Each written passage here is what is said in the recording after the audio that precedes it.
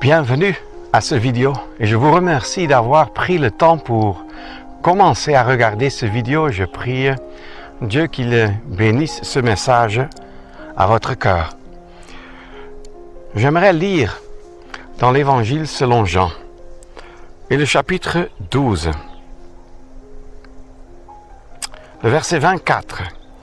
En vérité, je vous dis, à moins que le grain de blé tombant en terre ne meure, il demeure seul. Mais s'il meurt, il porte beaucoup de fruits. Me voici devant un champ de blé que j'ai choisi comme introduction visible pour ce verset. À moins que le grain de blé tombant en terre ne meure, il demeure seul. Voici qu'un paysan, il y a plusieurs mois, a pris la peine de labourer ce champ et puis de semer les grains de blé. Et voici maintenant déjà comment le blé a poussé. Ça durera peut-être encore 6 semaines, 2 mois, avant qu'il ne puisse moissonner la récolte de ce blé. Mais déjà nous voyons tant de grains de blé qui poussent. Voici un grain de blé tombant en terre. Et voici combien de fruits chaque grain de blé porte. Or, maintenant, le Seigneur Jésus, dans ce chapitre de l'Évangile selon Jean, prend cela comme exemple, comme illustration tirée de la nature pour nous apprendre une leçon. Nous lisons dans les psaumes, à savoir le psaume 126,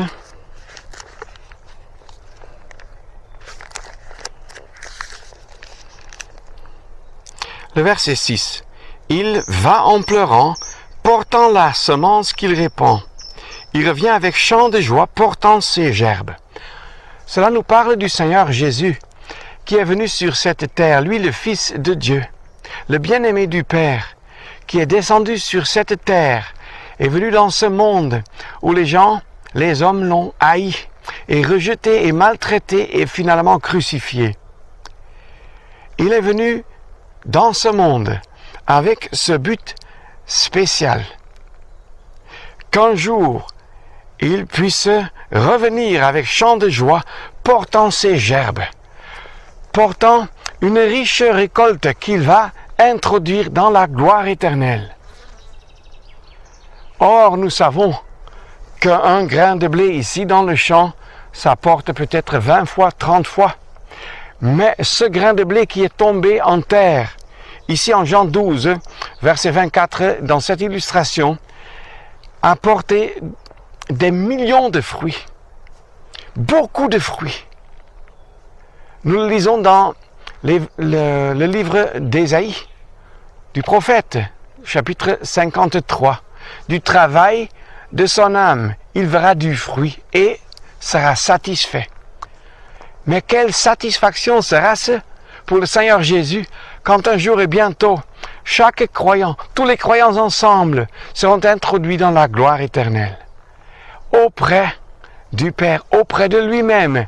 Jean 14, verset 3, le Seigneur Jésus, il dit, afin que là où lui, il sera, nous aussi nous soyons avec lui. C'est ça la gloire, être avec lui. C'est ça la gloire, que lui-même sera glorifié dans les siens. Non seulement quand il revient sur la terre à son apparition, mais quand il aura ses rachetés autour de lui. Sa grande satisfaction. Mais quelle joie pour son âme. Mes chers frères et sœurs en Christ, parce que c'est à vous, croyants, que je m'adresse. Quel a été son chemin douloureux, son chemin de souffrance, quand il a dû s'abaisser et aller jusqu'à la mort, oui, à la mort de la croix. Et ce verset ne nous parle pas des souffrances, mais nous les connaissons de par les évangiles, de par plusieurs chapitres dans les psaumes et autres chapitre comme Ésaïe 53. Dans ce verset, le Seigneur Jésus met seulement l'accent sur ce fait que pour qu'il y ait un jour beaucoup de fruits, il fallait que lui-même, comme le grain de blé, tombe en terre. Qu'est-ce que cela a été? Et meurt. Qu'est-ce que cela a été pour son cœur? Déjà de tomber en terre, d'être ici-bas sur la terre, et non seulement cela, mais il s'est abaissé encore davantage, allant jusqu'à la mort. Qu'est-ce qu'a été la mort pour celui qui est la vie en lui-même?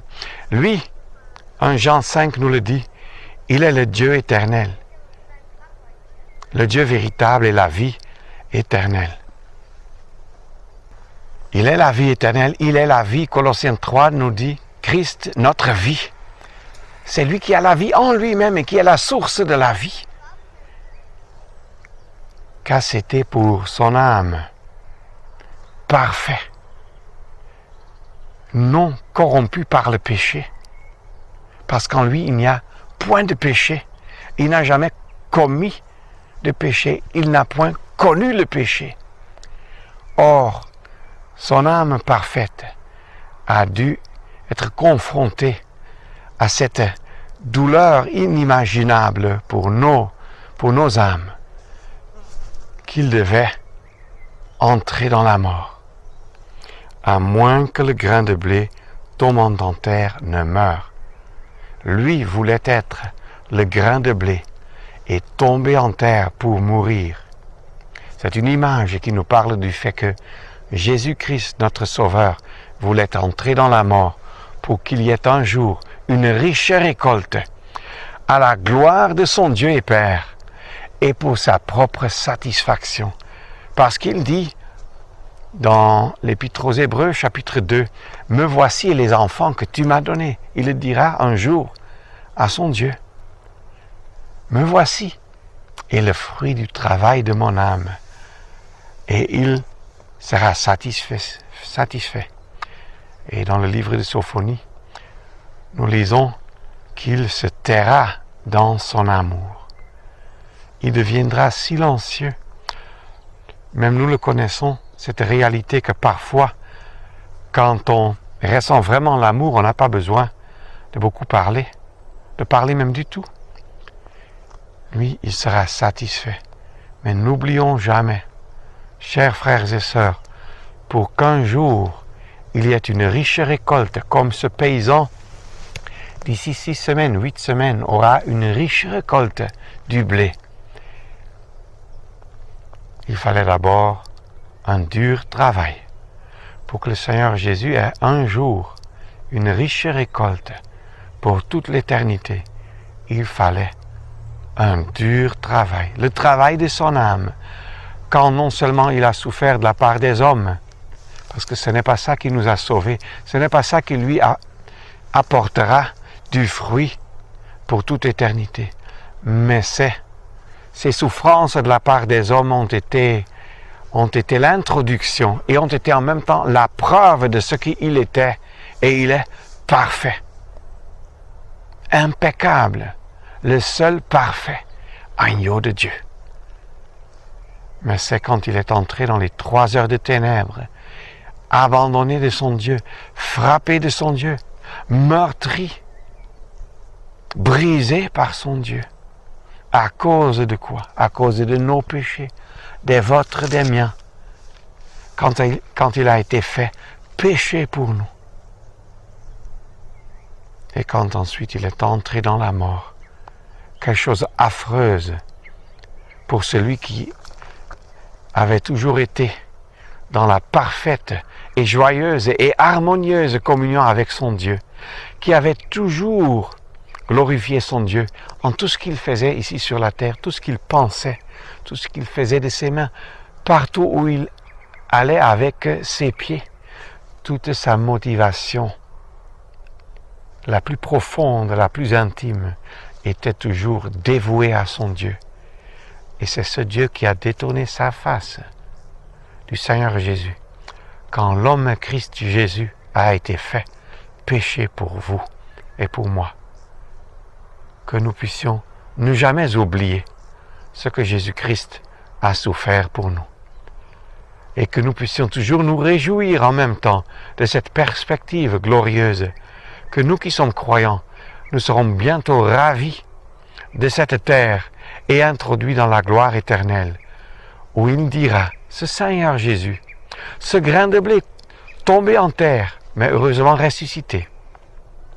Ce qui n'est pas le sujet de ce verset, Jean 12, 24, où il dira, me voici les enfants que tu m'as donnés.